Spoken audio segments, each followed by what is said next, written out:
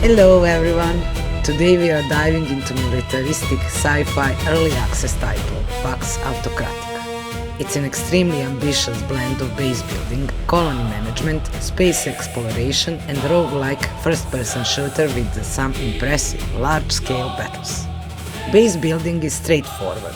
There are no complex production chains, so you can place structures wherever you want. You simply send your workers together, build harvesting structures and assign stuff. Building refining facilities, upgrade them, and you'll produce higher tier resources. It's simple, but because the game has so many other systems going on, that simplicity works in its favor. You'll build greenhouses and livestock farms to make your base self-sustainable and producing ingredients for kitchen to feed your troops in the mess hall. You've got the production amplifiers, shelters for resting, morale-boosting structures, nurseries and trading posts where you can buy rare goods or recruit new soldiers.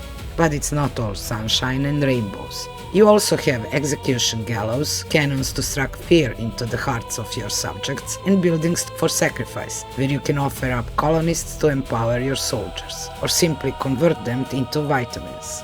The weak and the elderly aren't welcome here, nothing goes to waste. There is a launch pad to manage your ships, vehicles and squad setups, as well as jail system. In jails you can house captured enemy soldiers and subject them to daily indoctrination or torture to turn them into loyal citizens. Or, use them as upgrade material to turn them into proteins. You can even imprison your own people, so I imagine we'll see even more features once the new interrogation system rolls out. Your command center holds the main base tech tree for unlocking buildings and upgrades.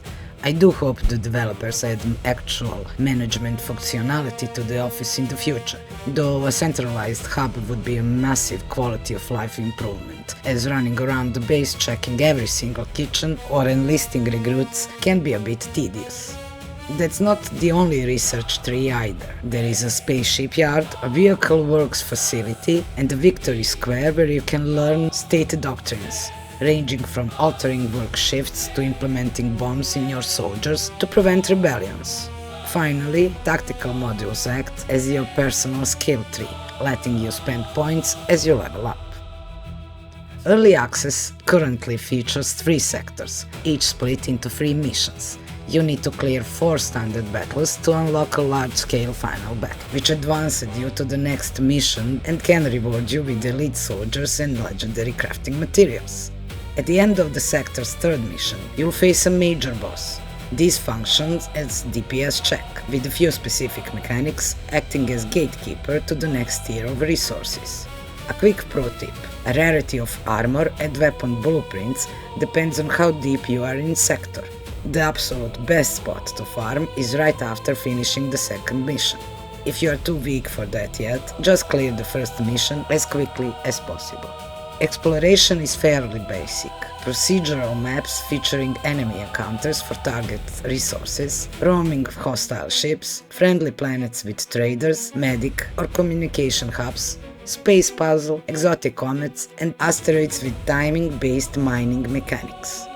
However, you have limited time on every mission map. The more you travel, the stronger the enemies become, so you can't linger forever. Plus, your crew gets hungry over time, making it much smarter to wrap up exploration and head home with your loot rather than overstaying your welcome. There are 5 normal battle types so far, ranging from kill counts to escort and defense objectives. You can pilot tanks and mechs to support your squad, or fight alongside them on foot. Both friendly and enemy AI are basic, but serviceable and fun like everything else in this game. You can give basic squad commands, though I rarely needed to, they followed your lead naturally. The only command I actively used was focus fire to melt some bosses quickly. Battles are also where you tame new units. You can capture bosses and turn them into super-powered soldiers or snag low-rank units for cheap labor and sacrifice fodder. The large-scale battles really feel great. I enjoy almost every action-packed minute with them. Well, except for the one epic fail of mission where you have to disable 6 pillars to weaken an overpowered boss. Enjoy it!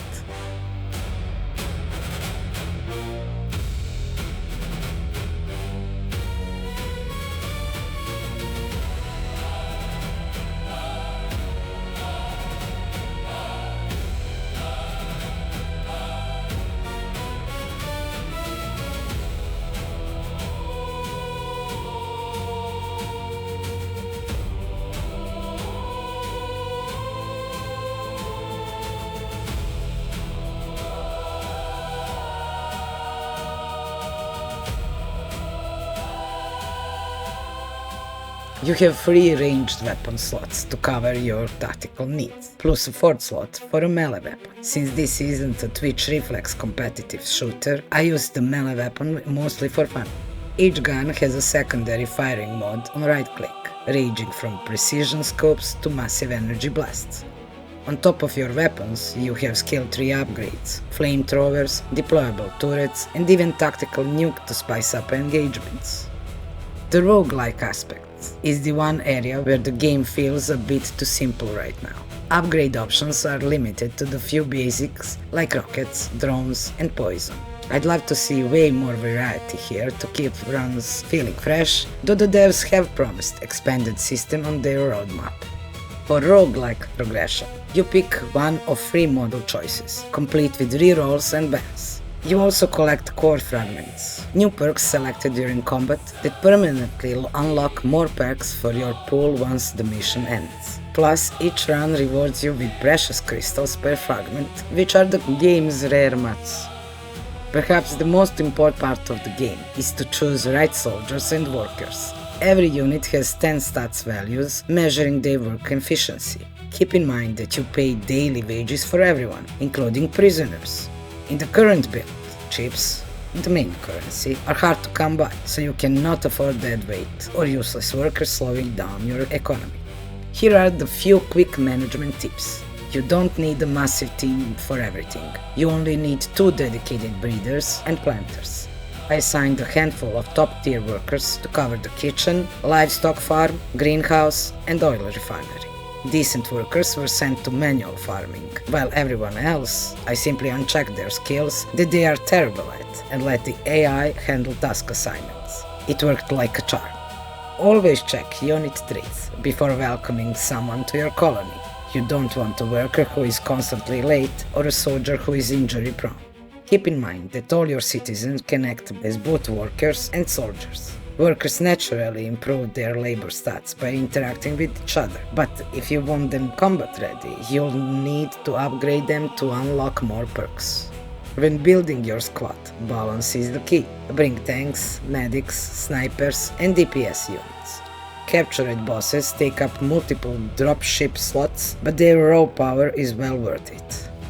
Back at base, you need to manage morale and loyalty to keep your people happy and productive, but you also need fear to keep them obedient. I was worried that this would feel overwhelming, but it's quite forgiving. Keep your people fed, give them decent shelter, build quality of life amenities like showers, blast some state propaganda, and you'll be fine. Just don't do anything reckless, like executing half the base at once. Also watch out for family relationships. If you turn both parents into soap on the same day, their kids is definitely going to hold a grudge. You can also interact with individual soldiers to boost their happiness. Give them gifts, raise their wages, or discipline them or whip them to put them in their place.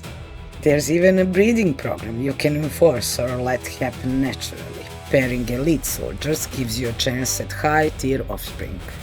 And don't forget to talk to the surveillance unit for quests and direction.